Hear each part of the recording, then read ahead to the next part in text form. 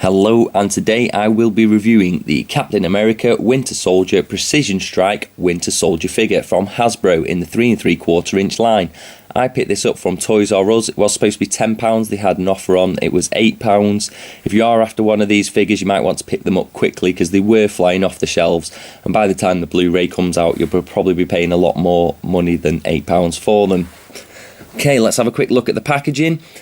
Captain America picture with his new uniform on, a picture of the Winter Soldier showing his big ass gun, which I'm not too keen on. I would prefer that he had a normal size gun and maybe a nice stand, but what can you do, eh? Let's have a quick look on the side. On the side it does show you that you can connect the big ass blaster to a child's Captain America helmet. Whether you'd want to do that, probably not, but it's there anyway. And here's a picture of the Winter Soldier with his big ass gun. And then there's no bio or stats on the figure, so it's quite plain really. And that's it for the packaging, so let's get this open and see if it's worth the cash. Okay, and here he is, the Winter Soldier out of the packet with his big ass gun. The gun, let's start with that, it's painted okay. He does struggle to hold it sometimes. He will not hold it in this hand at all. Just be careful of the fingers because they are very flexible and it could snap off. I did have a little bit of trouble getting that into his hand. Also with this gun, just don't let your little children have it because you will end up getting shot in the face, and this thing is lethal. It's very powerful, so just be careful of that. I'll throw that to a side. And here he is himself, the Winter Soldier, and I have to say the sculpt work on this figure is very nice, very well detailed all throughout his arm, very well done in his vest, his buckles, his hair looks really good, his mask is really nice, all down to his arms, his legs, a little bit of detail in his legs, down to his knee pads, and his boots as well look very nice.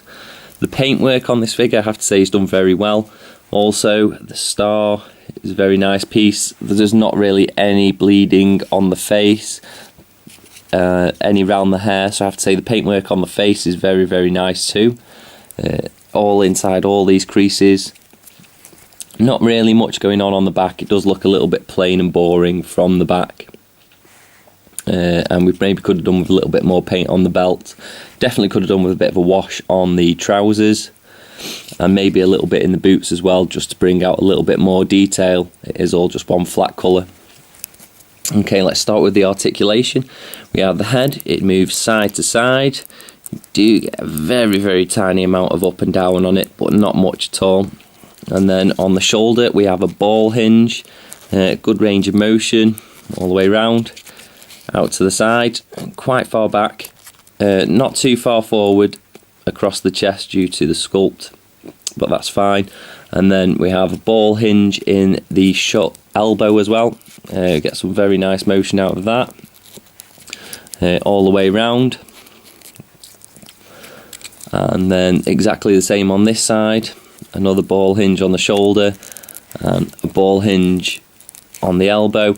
Unfortunately we don't get any wrist articulation on this figure, which would have been nice and might have helped hold the gun a little bit more. He does have trigger fingers on both hands. I'll show you the flexibility of these fingers if you can see it. You might not be able to see it there, but just be careful of that trigger finger because it might snap off.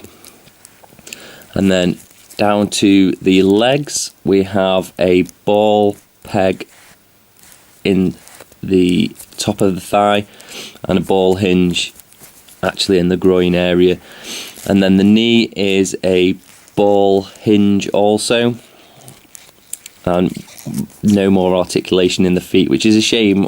We could really do with a ankle pivot, a hinge, any sort of hinge in the leg would be much appreciated. Overall I have to say I'm very pleased with this figure. It's very nice for the price I paid. I'd say it's definitely worth £8, pushing 10. If it didn't come with this crappy blaster thing and it came with a stand and a gun, then I'd say yeah, it would be worth it at £10. More than that, then you've got to really like the figure, but that's just my opinion because I'm quite tight on the amount of money I like to spend on figures. But overall, I'm very pleased. Thanks for watching. Don't forget to like, subscribe and comment below, and I'll see you next time for more Rawpain reviews.